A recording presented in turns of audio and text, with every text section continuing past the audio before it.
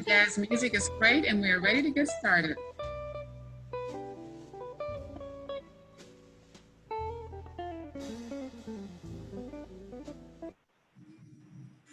Good afternoon, everyone. Welcome to Money Moves, make multiple access to multiple streams of income. And when you think about it, I would first like to say thank you to all of the students that are out there. I know you're watching. I know you have a lot of interest in this. I know you're taking notes, and I know you have plenty of questions to shoot us. During the time when the music was playing, I know you saw a introductory slide to Mr. Spencer Iverson. So I'm not going to repeat all of that because he will talk more about himself. What I will say is that I met Spencer in 2006. I was still just coming out of corporate at that time, and now I'm Gwen Garnett's CFA program director, now working with HomeFree-USA. I've known Spencer for quite a long time, and I call him my little brother. He is a very talented individual, spoken in front of thousands of people around the country. One thing you might see a little bit of during the presentation is that he has quite a comedic side to him as well. But more importantly, he is a powerful presenter, someone with a lot of knowledge, and someone with a heart and passion to help other people be successful. So with that, I would bring on Mr. Iverson for him to start his presentation, and then we will do Q&A at the end. So guys, put your questions in the chat, and thank you very much. Spencer, take it away.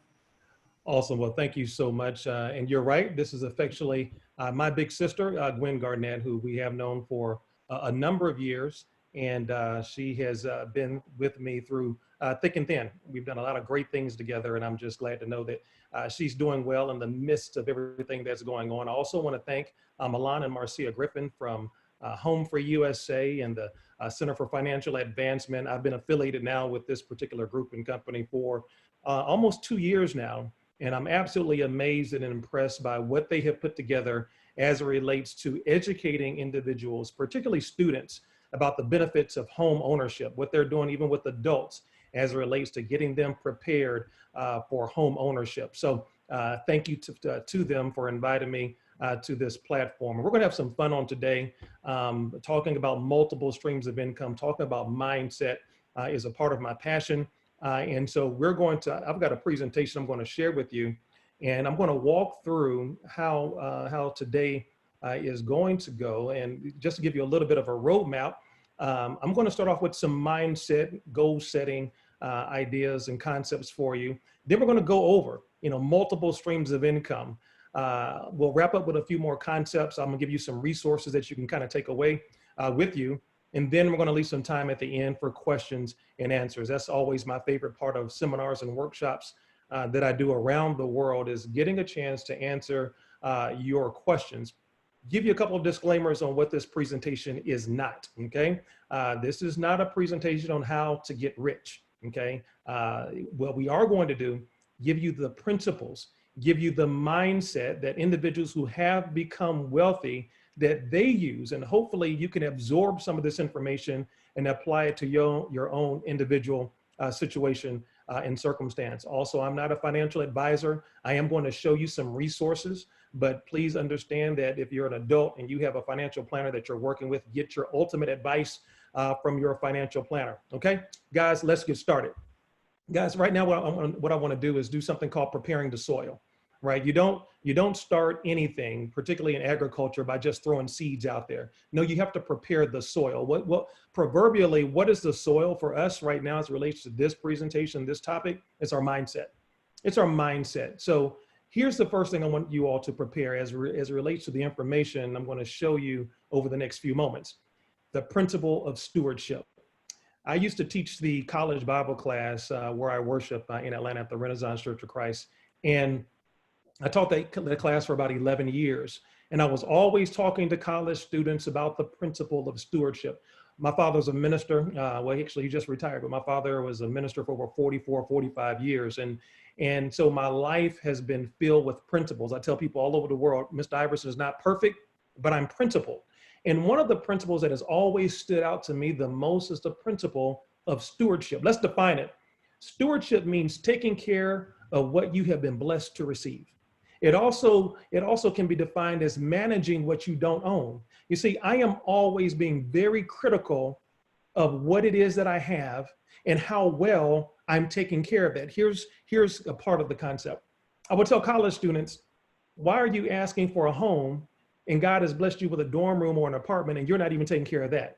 Why in the world should you be blessed with a home? Why should you be blessed with a Mercedes Benz or a BMW when you're not taking care of your Honda? You see, you are a steward. We don't own these things. They actually belong to someone else. We have just been placed as a steward over those items. And it is my job to prove that I'm worthy of more. That's why I have a company called Worthy of Millions. It's not about becoming a millionaire. It's about living my life and applying certain principles so that ultimately when the right opportunity presents itself, I will become, and I have proven myself to be what? Worthy of millions. So understand that as you absorb this information on today, that whatever it is that you're blessed to take from this presentation and this seminar, look introspectively at your life and ask yourself, am I being a good steward of what I already have? Now, let's start with goal setting. Let's start with goal setting.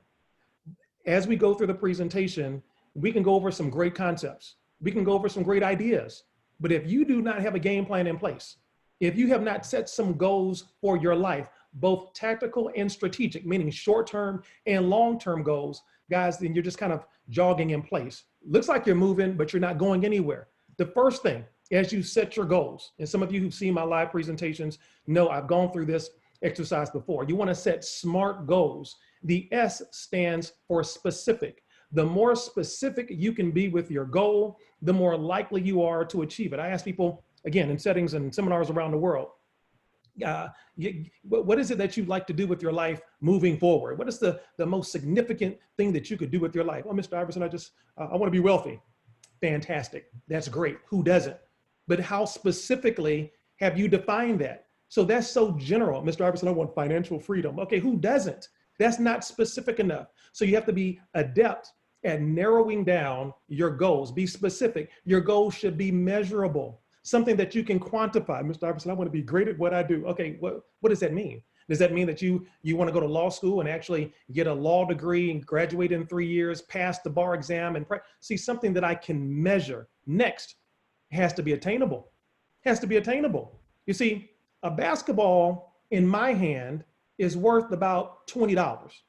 That same basketball in LeBron James's hand is worth about $40 million a season. Same basketball. So I can have a goal right now of making the LA Lakers basketball team. That's a great goal. Congratulations, Mr. Iverson, but it's not attainable, right? So what you cannot do, and I don't have time to go into it, but there's a conscious mind, but there's also the subconscious mind, and you cannot fool the subconscious mind. Here's the next one.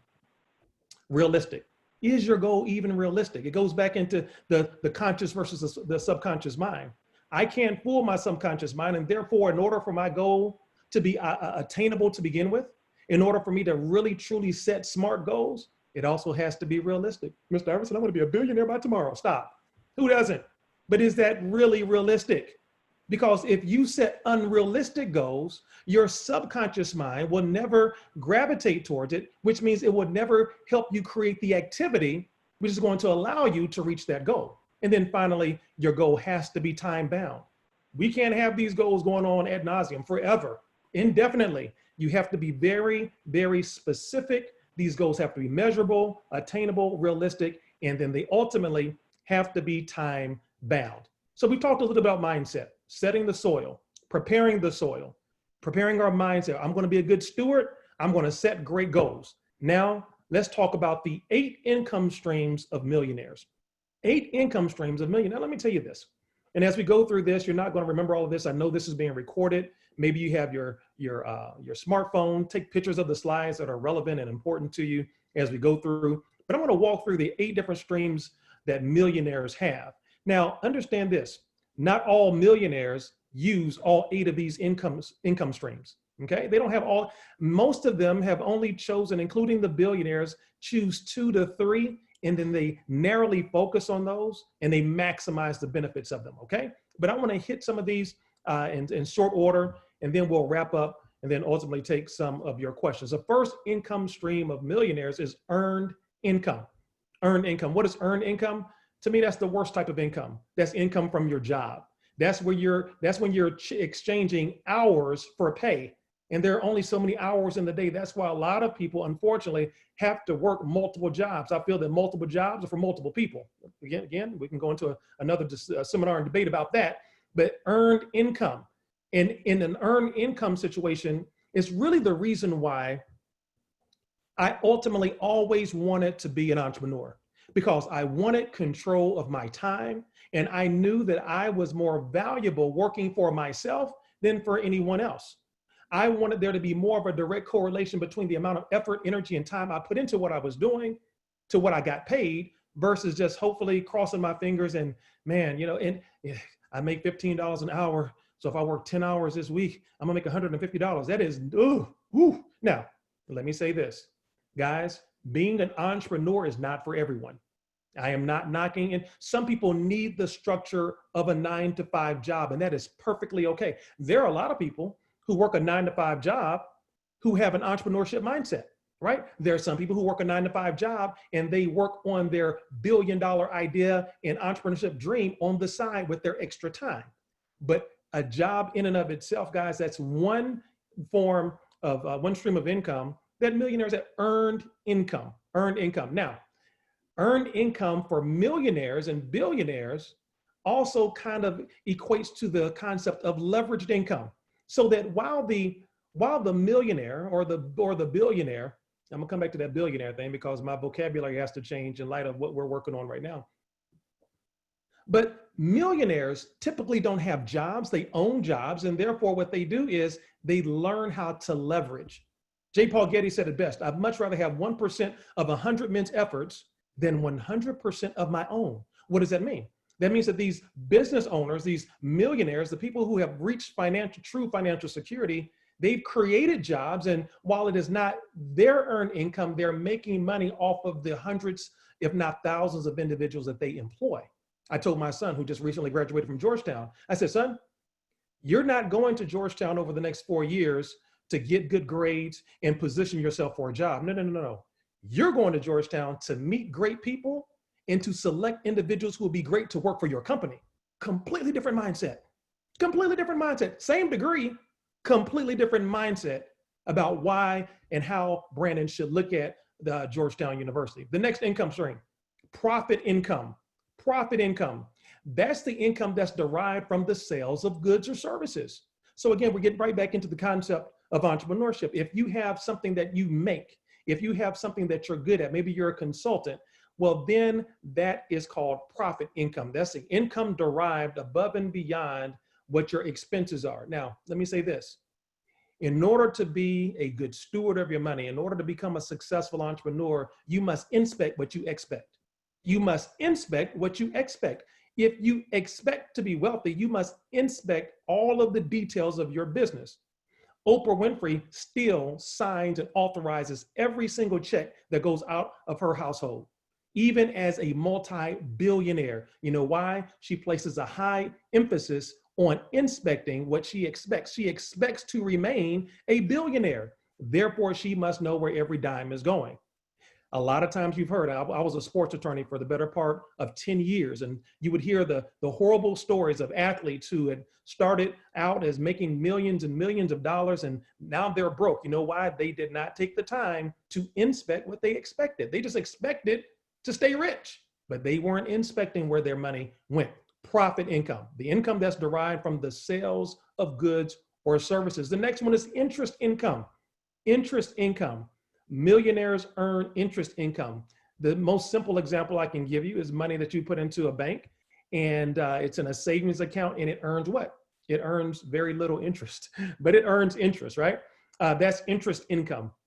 And that comes from I love passive forms of income. Everything that's around me, as Spencer Iverson, has to work. Everything is working, including my money. My money, I'm not sitting around every day, neither is my money. Therefore, I need interest income as one of the many forms of streams of income coming into my household. Now, here's another one.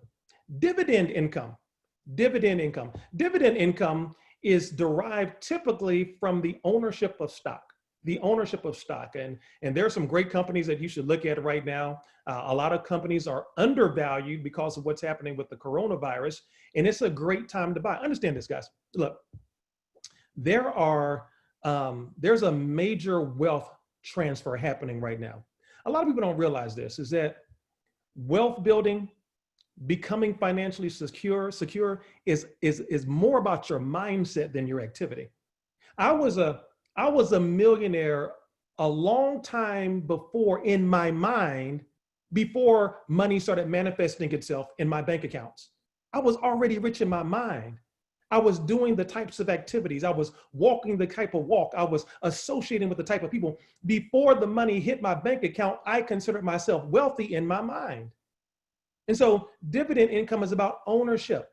Understand right now why where a lot of people are panicking, people with the wealthy mindset, they're buying, they're taking advantage of different opportunities. They've got their head on a swivel looking for opportunities versus complaining. What is the government going to do? Who's going to get elected in November? I try to position myself financially to where regardless of who's in the White House, it does not affect my house. That's my responsibility. That's my duty. So dividend income is derived typically from the ownership of stocks, and then some stocks pay frequent dividends, fractional shares of fractional money that goes out sometimes on a yearly basis, on a quarterly basis, whenever they declare their dividends and pays it out to their shareholders. That's another stream of income. Okay, here's a good one. Here's a good one that is extremely relevant to HomeFree-USA. Rental income. Guys, listen. You've heard the cliche, God ain't making no more land. That's why real estate is such a valuable asset to own. And I am amazed, I'm excited about so many young people, so many college students who, thanks to HomeFree-USA and the Center for Financial Advancement, are thinking about home ownership. You're thinking about right now at an early age. The last thing on my mind as a college student at Georgia Tech, as a law student at Mercer University, the last thing on my mind was owning a home. I was I was being owned by Sally Mae and Freddie Mac. I was, good Lord. Wow, they owned everything. I had so many student loans. Goodness gracious, it was crazy. And so I wasn't thinking about home ownership. I was just trying to get out. That's all I was trying to do. But rental income, guys, building your portfolio, beginning now and thinking about, wow, if I have $1,800 to $2,000 a month that I can spend on rent, that same $1,800 to $2,000 could be actually spent on a mortgage and going more towards home ownership. And then as you continue to grow in your career and in your in terms of being financially savvy, then what happens is you're able to start acquiring property. And understand this: you don't have to go and buy a $200,000, $300,000, $400,000 home to get into the rental income game. Guys, listen. I have a younger brother. His name is Ivan. Ivan showed me 2 years ago how I could buy property with no money down and also turn around and sell that home for a commission or a profit of anywhere between $15,000, $20,000, $30,000, $50,000 a pop with no money out of my pocket. Right? We were finding distressed properties and then finding buyers to buy those distressed properties. Those buyers would then take that money and take that home, and then they would build it up. They'd invest in the home and then turn around and sell it for a profit, and everybody wins. Excuse me. And I made tens of thousands of dollars doing that, right? So guys, building a portfolio of homes where you can derive rental income, we call it mailbox money, where every month your tenants will come and put checks in the mail and come to, guys, it's a phenomenal way. And every single millionaire and billionaire around the world, they have significant real estate portfolios. So the fact that you are developing the mindset right now to not be renters, but to be homeowners and to think about deriving and developing some rental income, fantastic. Here's another one of my favorites, capital gains income. Capital gains income. Similar in nature a little bit to dividend income from the perspective that they both have to do with the ownership of stocks, typically, okay? But capital gains incomes happens this way. Let's say I invest in a company, let's say Coca-Cola. Let's say Coca-Cola is trading at $60 a share. And then there's a new announcement about this new, Coke that's coming out. Well, that's a bad example because they tried that and it failed miserably, but let's go with the example. A new Coke is coming out and it's a big hit. And the share value goes from $60 a share to $100 a share. So now you bought at 60 It's worth 100. So you've profited, your valuation has grown by $40 a share, $40 a share. If you were to sell that one share of stock and earn $40, that's called capital gains income. That's income that you may have. That's why a lot of people would say, hey, I'm a millionaire on paper. What that means is their portfolio has a value of over $1 million, but they have not actually sold it. And a lot of times they don't sell because there's a pretty steep capital gains tax that is added once you sell shares of stock for a profit. But that is a significant form of income where through your stock ownership, as it appreciates in value, once you sell it, you will earn capital gains income. Oh, here's another one that you millennials can understand. Royalty income. Royalty income is another one of the 8 streams of income of millionaires. Royalty income. That is when you get paid for a gift that you might have or something you may have invented that has become proprietary to another company and used over and over and over again. Rappers, hip hop artists earn royalty income. They record an album, they record a single, and they earn royalties every time there's a spin, every time there's a download on Spotify or Apple Music. They earn royalty income. That's that passive income that I absolutely love. I've written 2 books. In my first book, I wrote this chapter called "Slave for a Day," and it explains how growing up in South Georgia, I worked in the tobacco fields for 1 full day. It felt like a whole lifetime, but it was 1 day, right, in that hot sun picking tobacco. And I remember vividly being in that field and seeing the adults working as their full-time income. They paid us $25 a day, which to me was a ton of money at 16 years old, right? But my point is this, is that it was during that time I had an epiphany.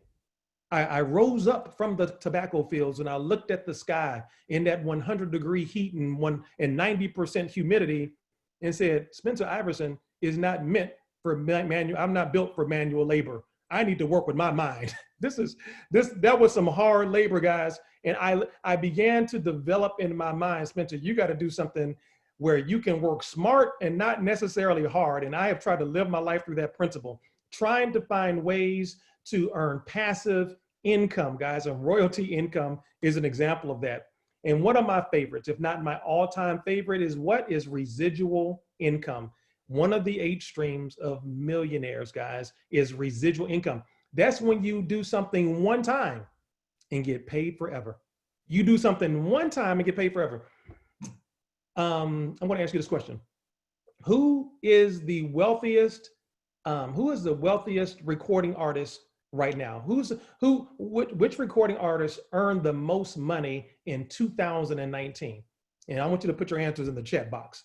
Which recording artist earned the most money last year, 2019? What recording artist earned the most money in 2019? Put it in your chat box. Okay, Drake. Okay, all right. Okay, I see. Let's see. Okay, good. Well, let me give you a clue. Let me give you a hint. The Baby, no. Lil Baby, no. All right. Nas X, nah. Let me give you a clue. Michael Jackson. Michael Jackson was the #1 money earner amongst artists in 2019, and he is dead, right? He's dead. Why is that? Why? Because the albums and the songs that Michael Jordan recorded during the course of his lifetime continue to pay his estate millions and millions and millions of dollars. That is called residual income. These are the 8 income streams that millionaires have used during the courses of their careers to build their portfolios, to manage their wealth, and to live the lifestyle of their dreams. Again, you don't have to take advantage of all of them. You don't have to participate in all of them. Find 2 or 3 that fits with your goals, your game plan, your strategies, and then maximize your efforts in those particular areas. Now, I also talk about a home-based business. That has been a significant part of my wealth building strategy for years. Why? Because I can help the average person earn above average income. Why? Because the barrier to entry is oftentimes very low.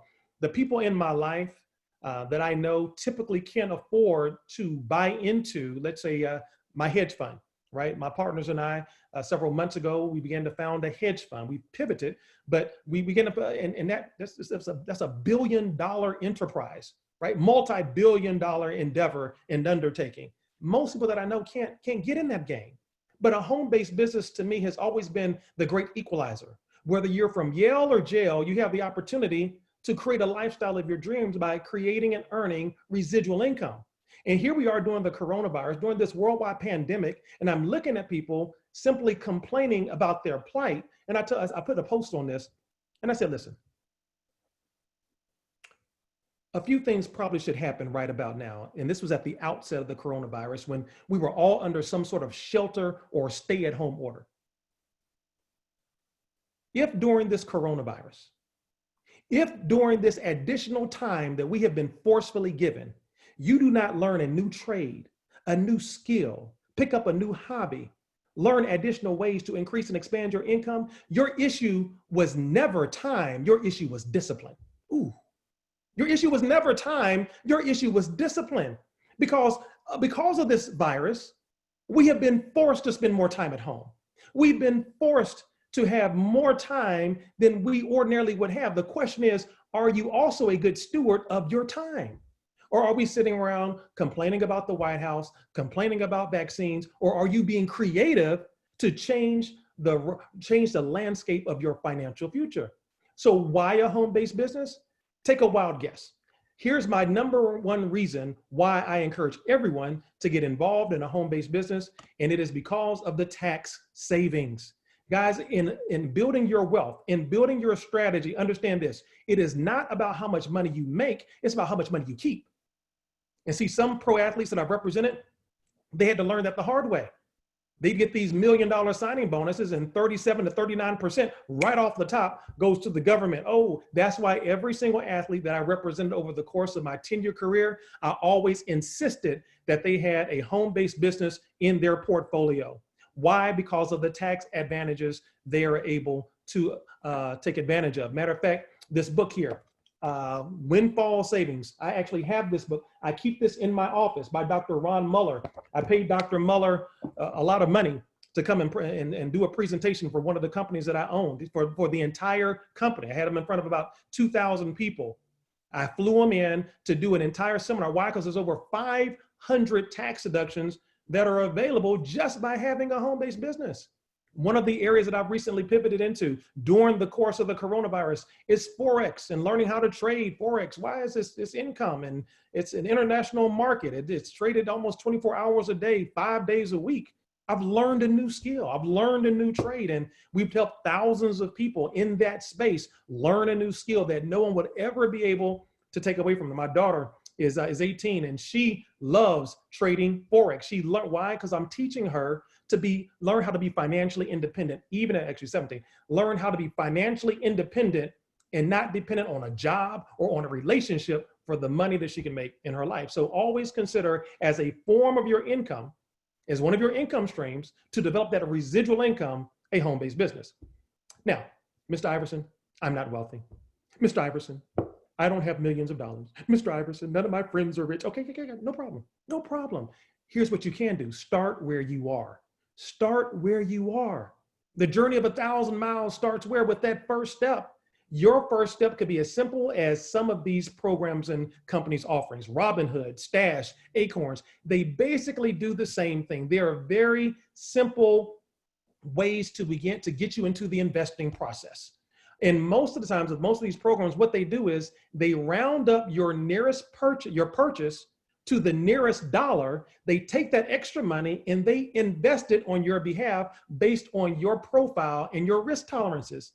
I had started a Robinhood account a couple years ago, and what it did, and I linked it to one of my debit cards that I used a lot. And so let's say, for those of you who may not understand, let's say you were buying a candy bar and that candy bar was 85 cents.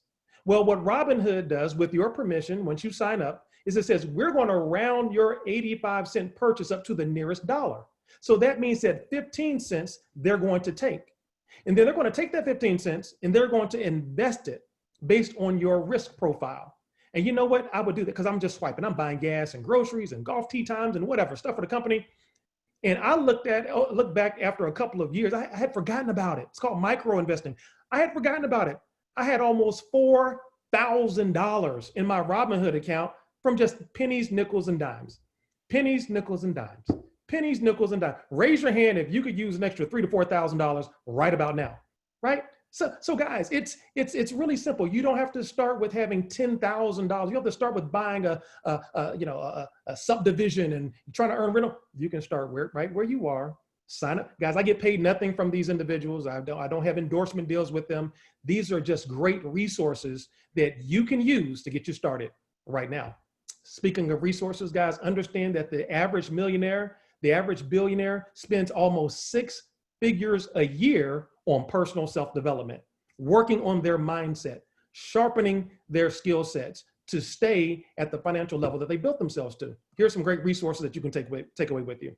I'm reading a book right now by Dave Ramsey called Financial Peace. Dave Ramsey is also a big believer in biblical principles of wealth creation like I am. And so that's a great book on financial peace. It's a very easy read. I'm a big Dave Ramsey fan. You can find a lot of his concepts and principles on YouTube as well. Another book that I've used is called How to Win Friends and Influence People by Dale Carnegie. Guys, your network is vastly important, and you want to learn how to become adept at maneuvering through individuals to create a strong, significant, and powerful network. Think and Grow Rich by Napoleon Hill, one of my all-time favorites. Oprah Winfrey has read this book 11 times. The average millionaire has read that book 3 times. That is called a clue. Think and Grow Rich. It goes back to the concept I mentioned earlier. I was wealthy in my mind long before money manifested itself in my bank account. And then finally, The Secrets of the Millionaire Mind by T. Harv Eker. Again, always on the New York Times #1 best-selling list. Talks about the principles of the mindset. The mindset. Once again, so many of these books. Think of Napoleon Hill, Think and Grow Rich. Secrets of the Millionaire Mind, talking about your mindset. That's another component of preparing the soil. Let's get ready to close, and I'm going to take some of your questions. Guys, don't forget about the intangibles. Don't forget about the intangibles. What do I mean by that? 1, invest in yourself. Take the time, take the money to invest in yourself, right? I'm a big believer in that. I'm a big believer in investing in Spencer Iverson. I feel I'm the best and strongest asset that I have. So find ways, whether that's buying yourself a book, buying some audio tapes, right? Find ways to improve yourself by investing in yourself. Next, network. Guys, I could do an entire 2-hour seminar on the power and the significance of networking, meeting other people. Guys, it's biblical. Birds of a feather do what? They flock together. If you hang around 4 broke people, there's a strong probability you are about to be number 5. Listen, the people that you hang around, they ultimately, matter of fact, it has been scientifically proven that your income is the sum total of the 4 to 5 people that you hang around. I have been a witness to this. My life has benefited from my network. I tell people all the time, to get in my circle is very, very hard. It's very hard because I'm very disciplined as to who I allow in my circle. I don't allow just anybody in Spencer Iverson's circle. If you're not positive, if you're not heading in the same direction I am from a mental standpoint, from an enthusiasm standpoint, you can't be a part of my circle. Some of us just let anybody in our circle.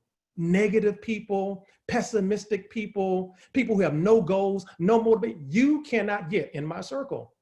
And thanks to my circle, the vast network that's been created over years, what once started out as a hedge fund, now we've pivoted into the PPE space where we're furnishing countries and thousands of hospitals around the world with the necessary items that they need during this pandemic. We were able to make a pivot. Now, what used to be $1,000 and $100,000 transactions that we were looking at buying companies for $1, $2, and $3, $4 million, every single deal we do right now is a multi-billion-dollar deal. Every single deal. We don't have a deal on the table right now today under $2 billion, right?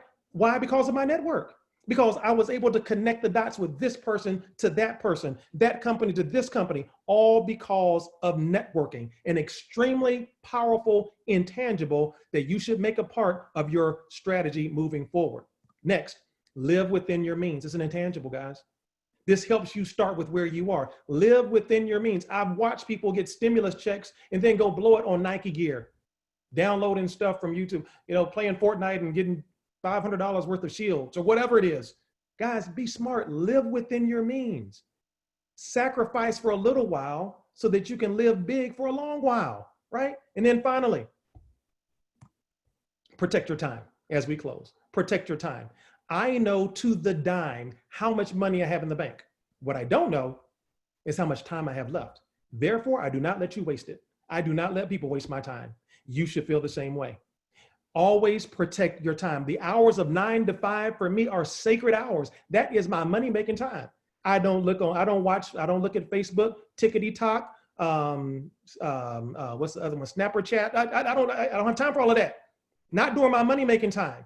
9 to 5, I have to protect my time. Now, if I have some downtime to talk tick and to all, then fine, but not during my money-making time. I protect my time. I protect the time that I spend with other people so that we all can stay on track to reaching our financial goals. And here's the thing, and bringing a whole lot of people with us. Hey guys, my name is Spencer Iverson. This has been my seminar for you on multiple streams of income. And now what I want to do is we're going to open it up for questions, but I do have one more thing I want to share with you about becoming Success Illustrated. A long time ago, a friend of mine who I knew for years said, man, your initials are SI.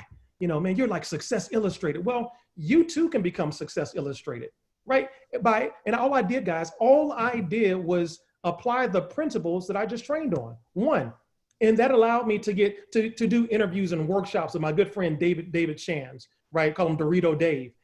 It allowed me to do things like, increasing and expanding my network with my good friend, Mr. Miguel Wilson, one of the baddest tailors in the world, Barbara Corcoran from Shark Tank, and Tony Harrison, a multi-million dollar restaurateur, and the deals still to this day that we're looking to do.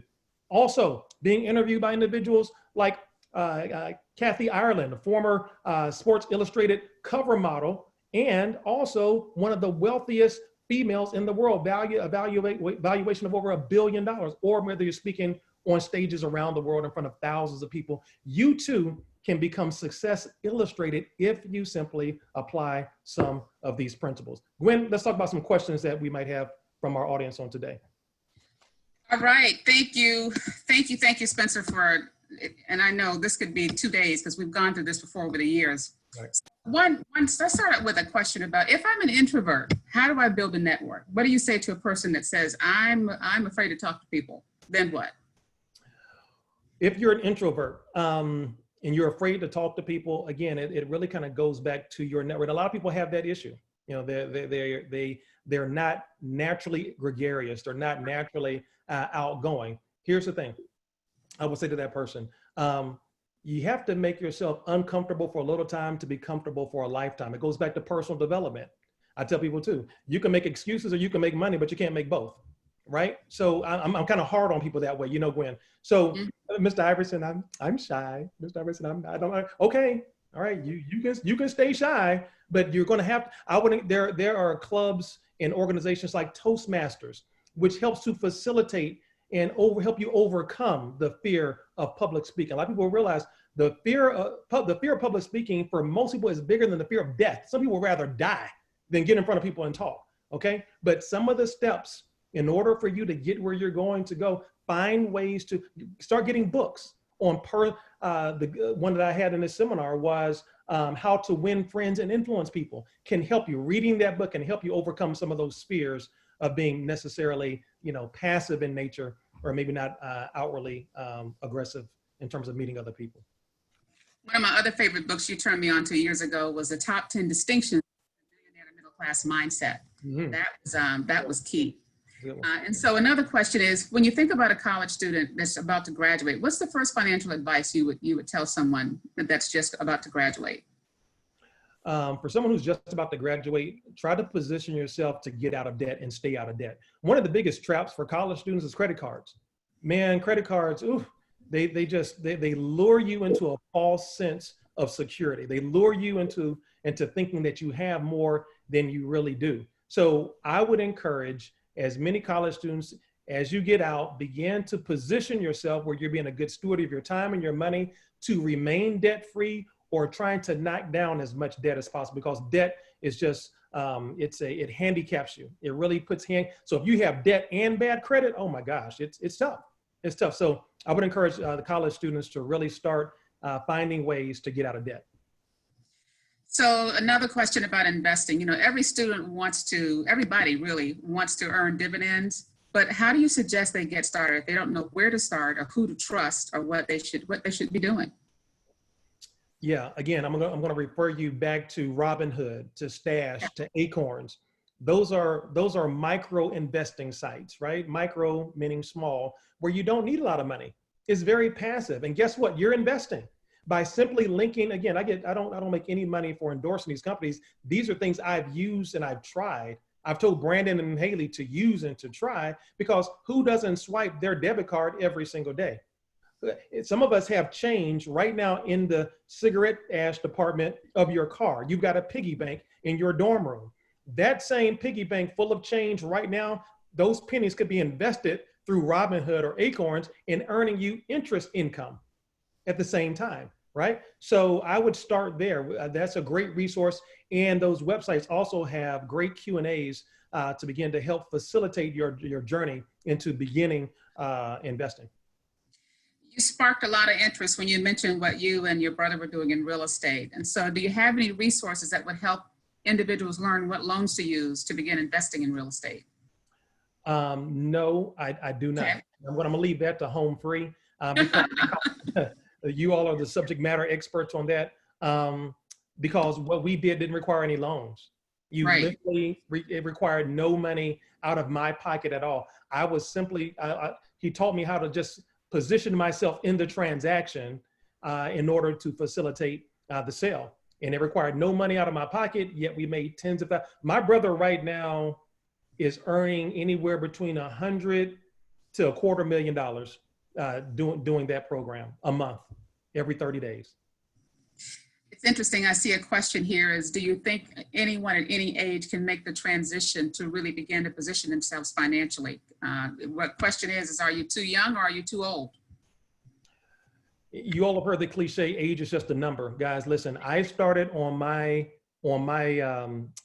journey towards building wealth, building multiple streams of income at an early age. I just felt there was something different about me. And then I instilled those same concepts in my son. He is the best example I can give you, because as we talked as we got ready in our pre-production meeting, that Brandon has been the CEO and run his own business. He was 9 years old.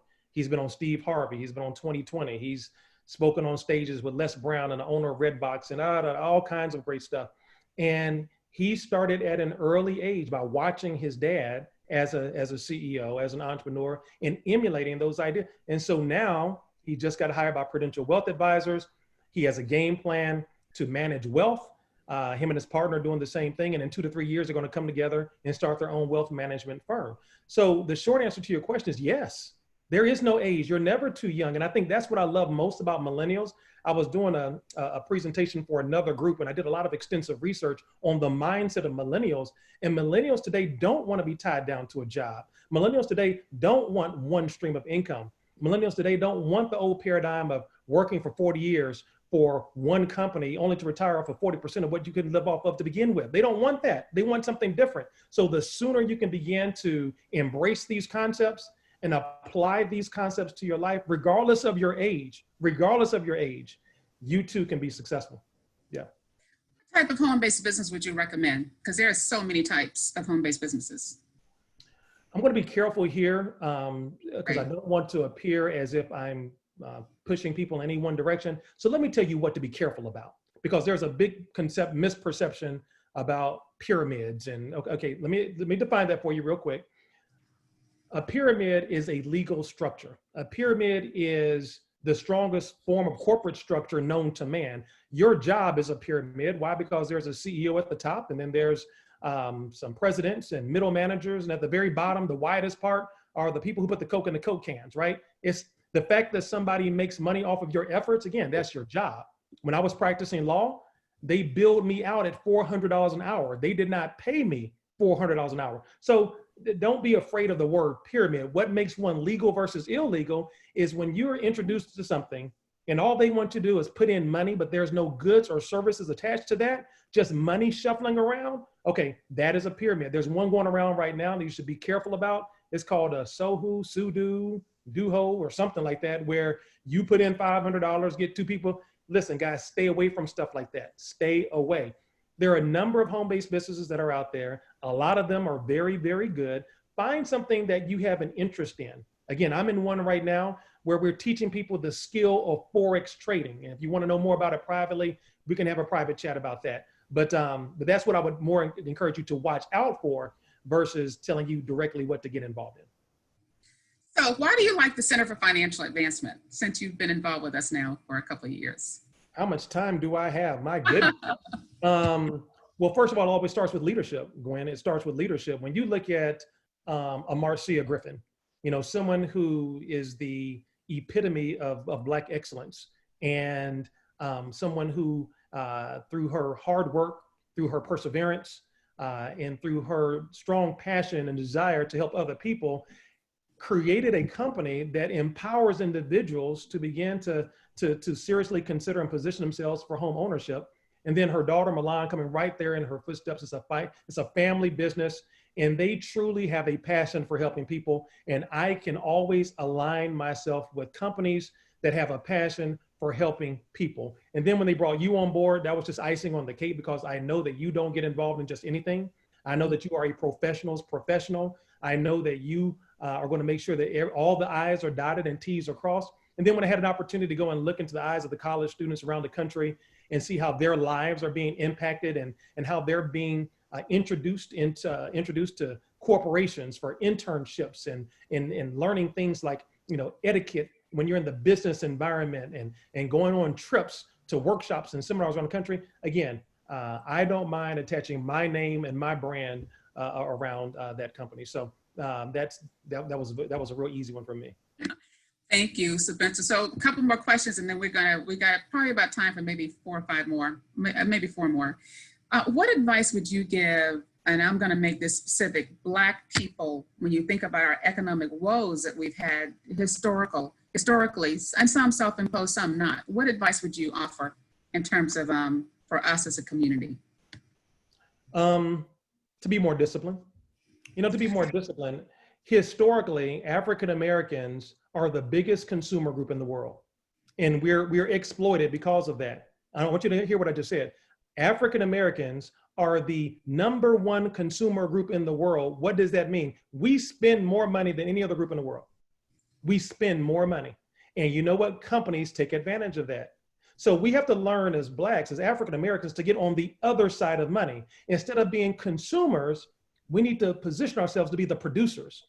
We need to be the ones receiving the income and not always spending the money. And that encompasses the notion of discipline, right? You get your extra money. See, it's about delayed gratification, right? Hold off on that $1 million home. Hold off on that Mercedes or BMW until your financial base is secured. Think about starting a company and creating employees versus going to another job, right? So I think we have to, because, and then also, you know, supporting our own, you know, again, this is not I'm trying to be racially sensitive, but I am now more inclined, more than ever, to go and support Black-owned businesses, right?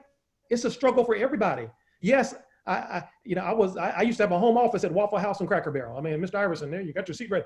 But now I found a great restaurant in Atlanta. It's called Huskers.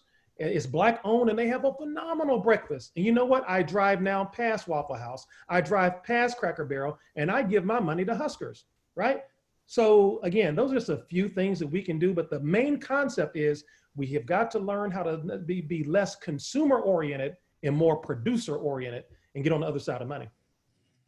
I'm going to ask 2 final questions, and guys, there are so many, we're not going to get to all of them. There's a lot of interest, by the way, Spencer, in knowing more about the what platform to do the foreign exchange on, all of that. So you can, your closing statements, if you choose to provide an email or something, we can put it in the chat if individuals want to reach out to you. And another common question you used to is, will you mentor? But guys, I'll tell you something, be careful to asking Mr. Iverson to mentor you. He will hold you extremely accountable.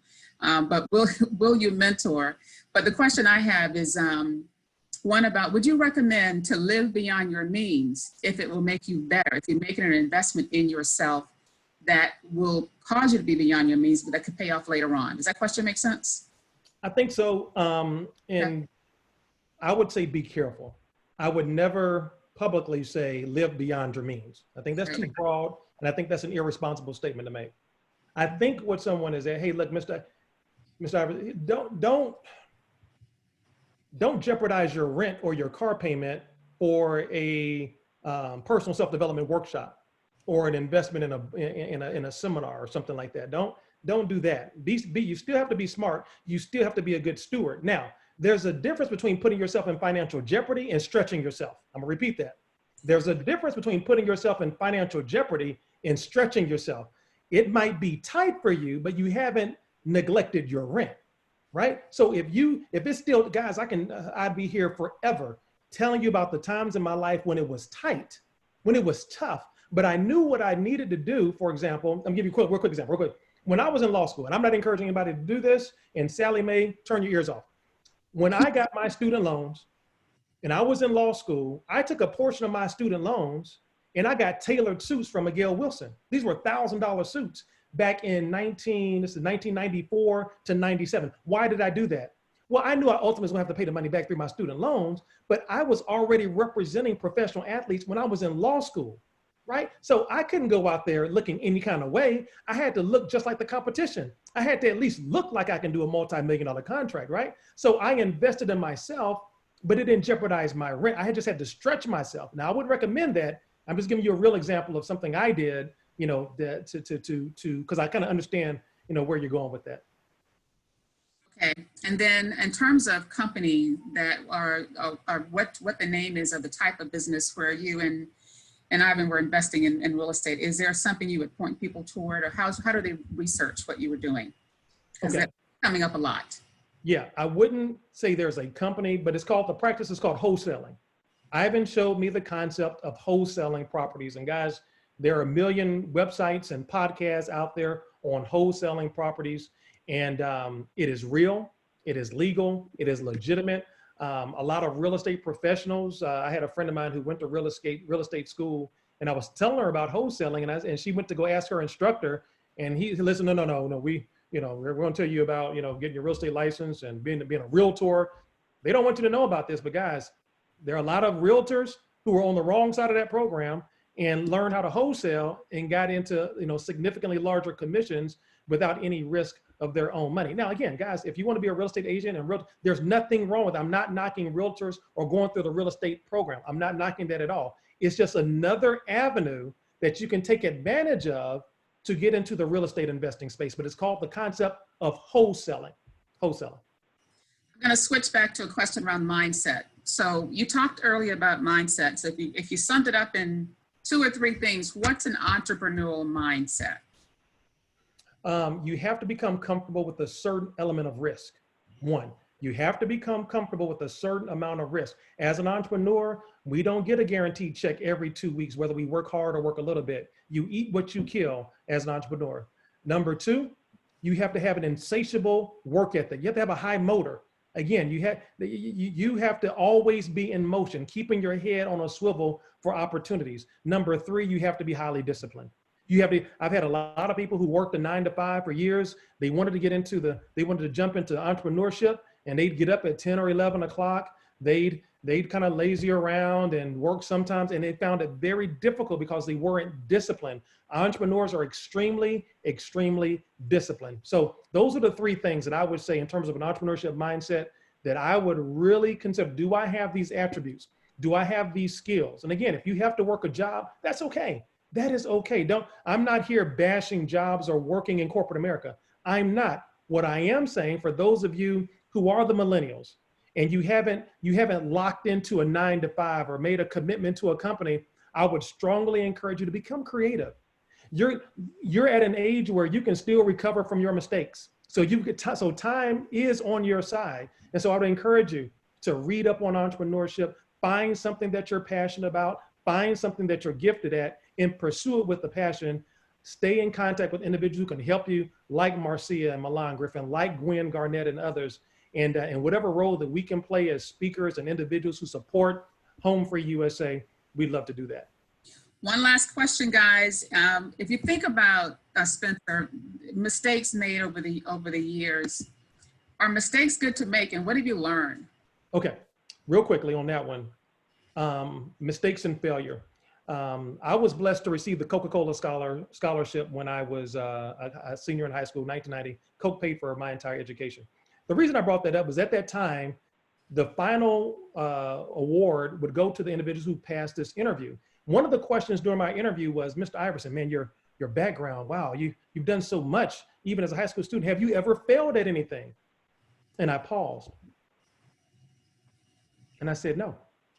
And oh, Mr. Iverson, you've never failed. And I came back and I said, I've never failed because, and I say that, sir, because respectively, because I set a goal, and if I don't reach that goal, what I do is I learn from it and I try to do better next time. And I don't consider that a failure as much as I do an opportunity to learn and get better. Oh, Mr. Iverson, that was such a great answer. So, and I got the scholarship. Here's my point. So yes, guys, failure is a necessary part of life. Think and Grow Rich, Robert Kiyosaki, he says that in order to become a success, you must necessarily fail 7 out of 10 times. As a matter of fact, if you strike out 7 out of 10 times as a baseball player over the course of your career, you're in the Hall of Fame. Think about what I just said. If you strike out 7 out of 10 times that you go to the baseball plate, during the course of your baseball career, you're in the Hall of Fame. What does that mean? You had a batting average of over 300 and you struck out the majority of times. It's okay to make mistakes. It's okay to even quote unquote fail as long as you learn from them. Now, if you don't learn from them, you have truly failed.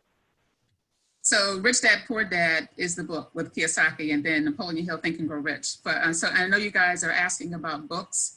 And then one of the things I want to thank Mr. Iverson for his time today, and it's strange calling you Mr. Iverson, Spencer, but thanks Spencer for his time today. And guys, there is so much. I've had the pleasure, and I met Spencer in 2006 as I was leaving corporate and got involved in home-based business. And it's been a wonderful business partnership, but also just I've gained. And you will see him again as part of what we're doing with our core curriculum with Center for Financial Advancement. And I want to say as we wrap up next week, Milan, if you want to come back on and do the closeout, next week on the 28th, we will have a session about powerful habits of successful people. And you've heard some of those habits today. But that session is going to be with Jackie Welch, who's head of HR for Freddie Mac, one of our funding partners for the program, and Stedman Graham. A lot of you guys may know that name more so because of his relationship with Oprah. No, Oprah's not part of this session, but Stedman is a phenomenal consultant who does a lot of work about leadership. So that will be our session next on the 28th, and that session is at 12. Go ahead and pre-register, and we look forward to you being on that. And Milan, I'm going to turn it back over to you. Thank you very much again, Spencer. You're welcome. Thank you, guys. Milan? We can't hear you, Milan, if you're talking. I see the slide is up. All right, sorry, the main point. So everyone, thank you so much for joining us today. Just quickly as we close out, do know your time is now. Spencer gave some really marvelous and fantastic advice on ways to grow your money and multiply your money through multiple streams of income. At HomeFree-USA, we do work with first-time home buyers and homeowners to help you all to move up the financial ladder through sustainable home ownership. So if anybody's on the line and you're looking to just get your money together, the basics of your credit, savings, and get on track financially, if you're looking to buy a home, seeking down payment assistance, or if you're a homeowner and looking to make moves related to your mortgage, HomeFree-USA is here to help. Please go ahead and give us a call, 855-493-4002. Our email address is up as well. Go ahead and contact us. Spencer has been so kind to share his information. So if you have specific questions for him, go ahead and reach out. If you are looking to make the next step towards home ownership, or just to get your finances and your credit in line, or to make moves related to your mortgage, HomeFree-USA is here as your trusted homeownership advisor. Thank you so very much for your time. Our contact information is on the screen. Have a great day, and it's time to move forward and do more with our money. Thank you for joining us.